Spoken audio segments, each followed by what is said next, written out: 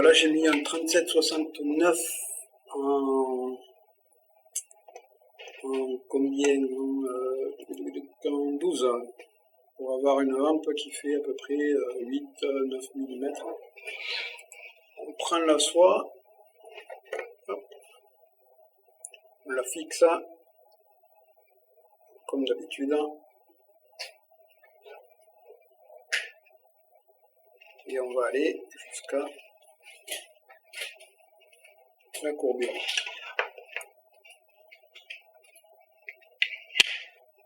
Ensuite, une fois qu'on est à la courbure, on va descendre un peu dans la courbure, à peine,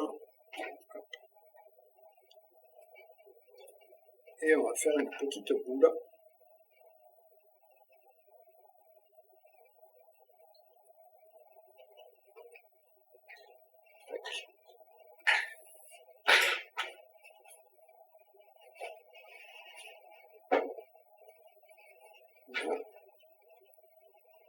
De la petite boule, elle va servir à écarter en fait les cercles, à les mettre en V, qui se forment une petite forme de toit, un peu comme à l'image des ailes de seigle.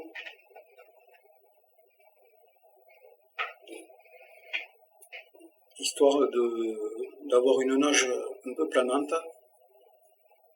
Alors, on rappelle que les larves de Baetis, c'est des larves nageuses. Donc c'est bien qu'elles ne coulent pas comme des pierres quand même. Pas trop lourde. La nymphe que je fais là, c'est une nymphe qui va plus servir en nymphe à vue ou en potence sur le dessus d'une mouche un peu plus lourde, quoi. Un truc qui plane, qui nage plus que ça n'est collé au fond, quoi. Parce qu'on va la lester assez peu, en fait, au final, avec un peu de plomb. Donc, voilà. Pour les cercles, on va utiliser de la fibre de Pardo. Alors, ça va être un truc dans ce style-là. Alors, très peu, ça tire assez vers l'orange, comme on avait tout à l'heure sur la photo. Très peu moucheté. Tac. Comparé au Pardo habituel qui est plutôt dans ce style-là. Assez gris et vachement moucheté. Ça fait quand même, hein, ça fait l'affaire quand même. Donc du coup, on va déjà dégager toutes les fibres là. Hop, préparer la plume, en fait, on va dégager les fibres là, de la base, enlever tous les duvets, tout ce qui sert à rien. On redresse pour mettre parallèle au rachis et on va prélever une dizaine de fibres. Tac, un paquet. Comme ça.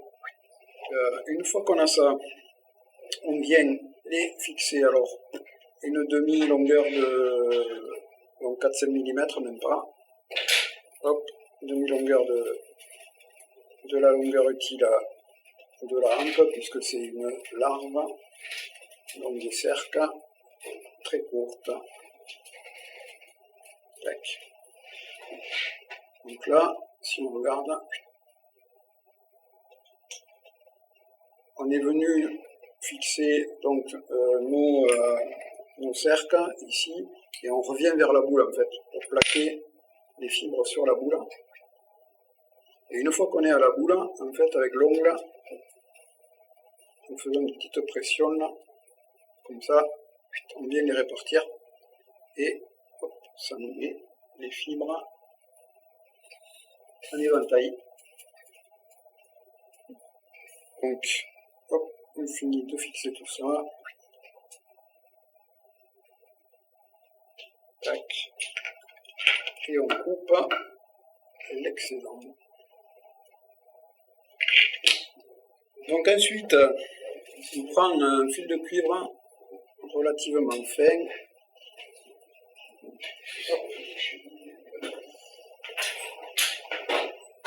Et hop, on le fixe sur toute la longueur.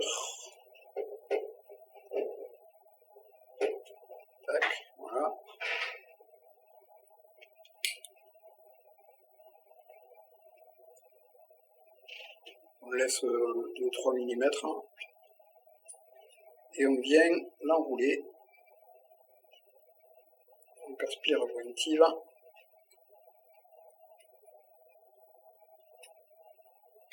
On fait un aller-retour comme ça.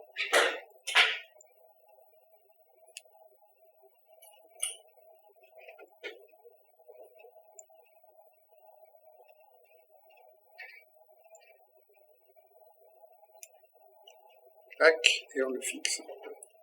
Donc on enroule ça sur 2-3 mm, sur 2 mm, même pas, ouais.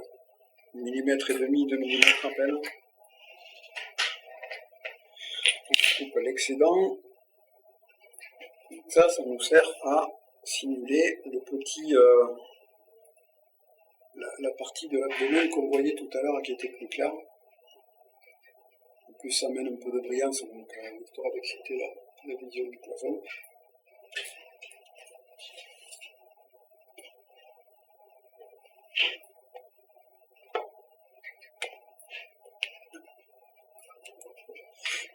Ensuite, on va prendre du dubbing.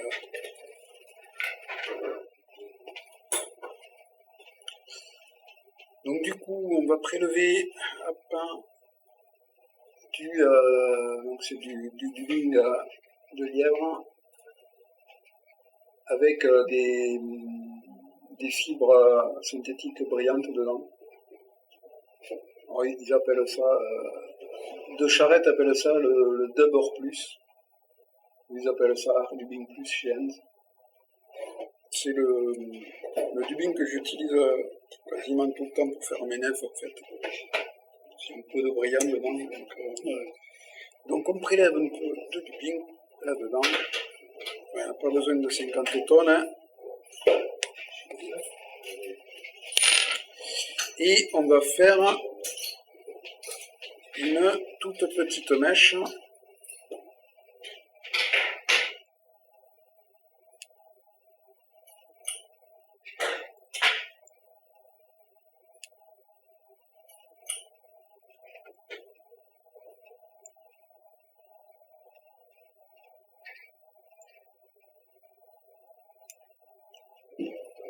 Donc on fait une mèche toute fine de dubbing, mais vraiment fin, genre comme ça.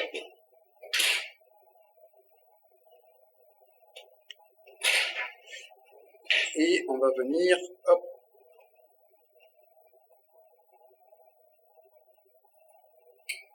faire notre thorax, notre abdomen, pardon.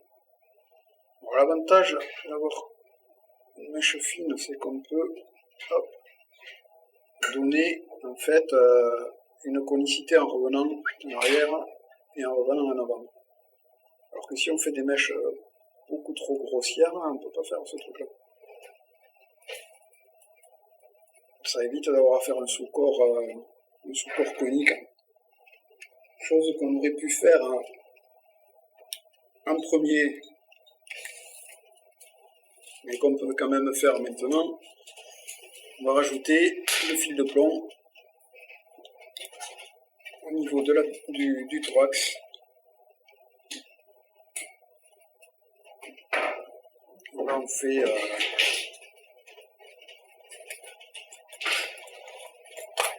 quatre tours, c'est suffisant. Ça reste une nymphe pas trop lestée. Après on peut lester plus ça si on a envie, on peut faire 5 tours, 6 tours, ça dépend de ce que vous voulez faire. Mais bon, l'idée là c'est de faire une nymphe quand même qui reste légère, qui longe mais sans trop, quoi. Qui soit utilisable autant en nymphe à vue qu'en potence. Donc on ne la plombe pas trop quand même. Donc une fois qu'on a mis notre plomb, on va passer à la préparation du dubbing pour le thorax. On va prendre du vert comme ça, donc vert olive clair, et un peu de c'est une espèce de marron orangé là, de ce style là. On va prendre un peu de chaque, tac. Alors on prend à la louche, hein, je vous dirais qu'on prend 2 tiers de vert et 1 tiers de marron orangé, parce qu'il ne faut pas que le marron prenne trop le dessus sur le... Si on met le marron, vu qu'il est plus foncé, si on en met trop, il va prendre le dessus sur le vert olive. Et du coup, donc là on touille, on mélange. On le malaxe dans les doigts, comme ça. On le réétire un peu, histoire de le mélanger encore.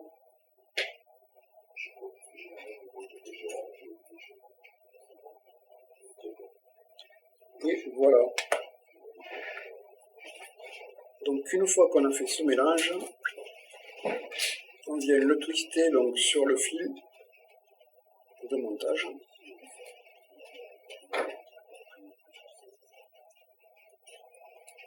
En mèche fine aussi.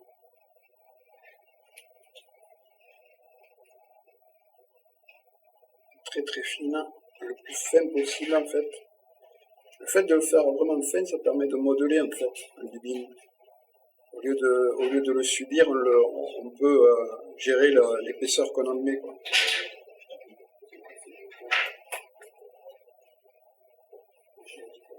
Voilà.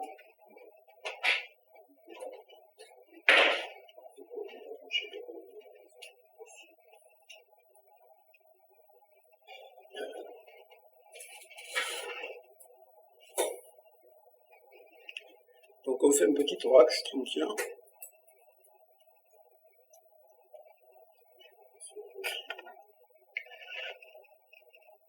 Donc là, on voit qu'on a une conicité régulière. On n'a pas un thorax qui est très très proéminent. En fait, l'idée, c'est pas d'imiter la larve en train d'émerger. L'idée, c'est d'imiter une larve pas mature encore. Donc elles n'ont pas des thorax très proéminents.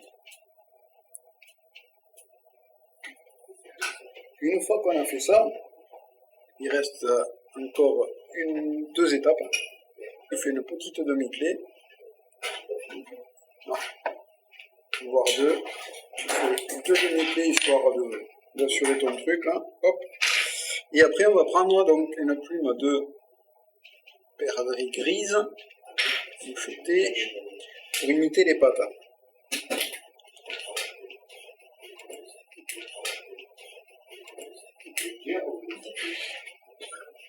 C'est entre gris clair et gris foncé.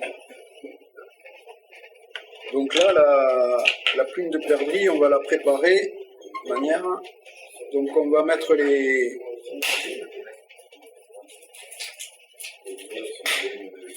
barbes perpendiculaires au rachis.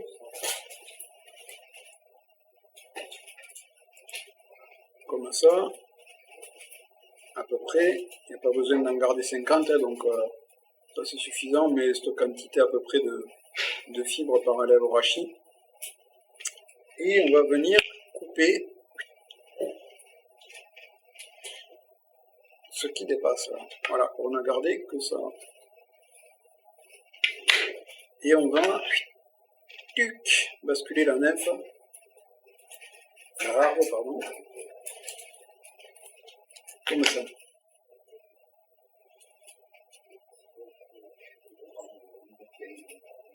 Donc on vient positionner les plumes au-dessus de l'hameçon.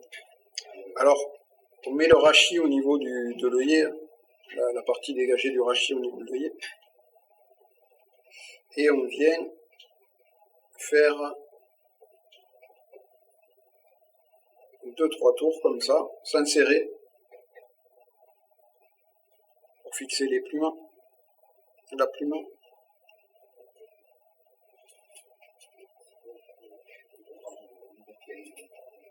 Ensuite, on va basculer donc d'un côté et de l'autre les barbes, donc celles qui sont côté vers vous d'un côté de la lampe et celles qui sont à l'opposé de l'autre côté de la lampe. histoire d'en avoir de part et d'autre de lampe.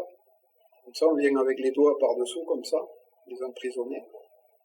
Et comme ça, quand tu tires, en fait, ça te les dispatche au niveau de... Allez, cassé. On va enlever un tour. Donc on vient tirer, histoire de régler la longueur. Alors on regarde où on en est de temps en temps, histoire de ne pas trop tirer quand même. Encore un peu long. Tac.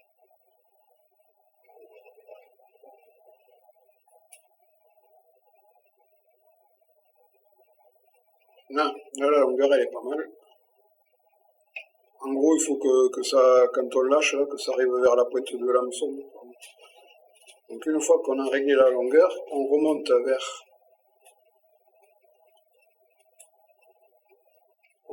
donc vers le thorax pour continuer à les fixer, et on vient les écraser avec l'ongle, histoire de les dispatcher comme on a fait avec les cercles. Il faudra qu'elles se répartissent un peu. On fait 2-3 tours de plus, et puis voilà. Ensuite, on vient couper l'excédent.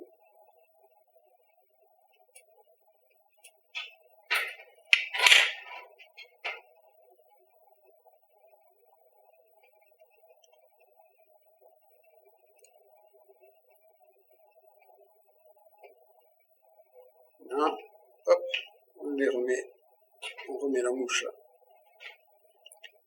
dans le bon sens. Et on va faire une petite tête. Hop.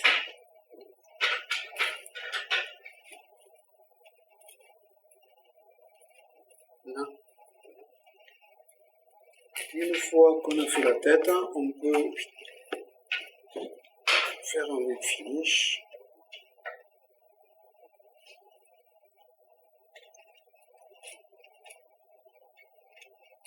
Et voilà, et on coupe l'excédent.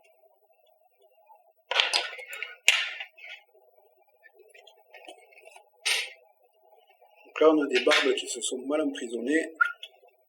On prend tout dans les doigts et on file un petit coup de briquet, histoire de nettoyer un peu.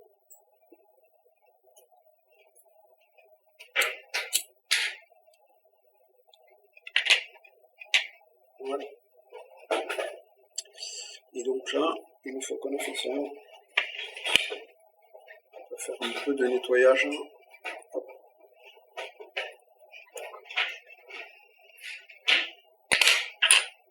Et puis voilà, on passe pas la brosse à douille, parce que l'intérêt c'est quand même de garder la main assez propre, pas trop ébouriffée. Voilà, elle est pas trop fournie en pâte, j'aurais pu en mettre un peu plus.